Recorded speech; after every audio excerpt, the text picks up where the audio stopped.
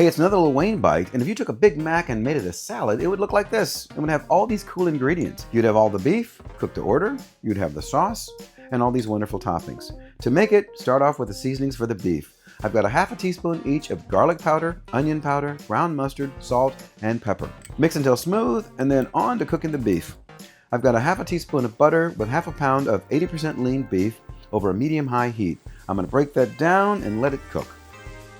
Once it starts to brown, I'll add my dry spice mix and blend well. After that, I'm going to add a half a teaspoon of Worcestershire sauce and saute for a couple more minutes until everything is well cooked. Next, transfer the meat with a slotted spoon to a paper-lined bowl to drain away all the excess fat.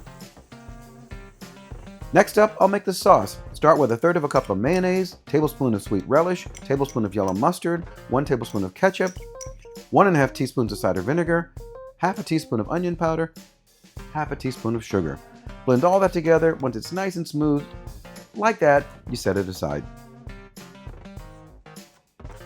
And now let's get our toppings ready. I've got 4 cups of romaine lettuce that I've chopped up. And with that, a half a cup of shredded cheese, half a cup of cherry tomatoes, 1/4 cup of dill pickle chips, 1/4 cup of red onions, and 1 teaspoon of sesame seeds. To build this bad boy, start off with my lettuce in a large bowl.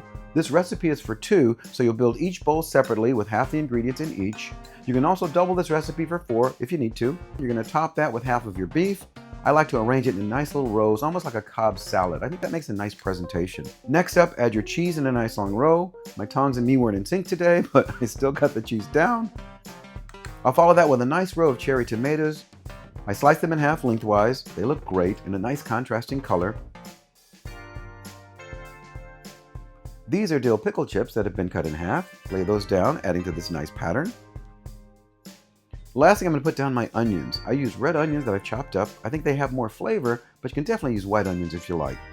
For final touches, you're going to put down your dressing. I like to create 3 rows with the dressing perpendicular to the rows of topping, sort of a nod to the double layer burger, and once again a nice contrast of colors and textures. You can actually toss this salad before serving it to guests, but I think this makes a much nicer presentation to present it this way. And now I sprinkle a little bit of sesame seeds on top. This is optional. And you're all done. Order up.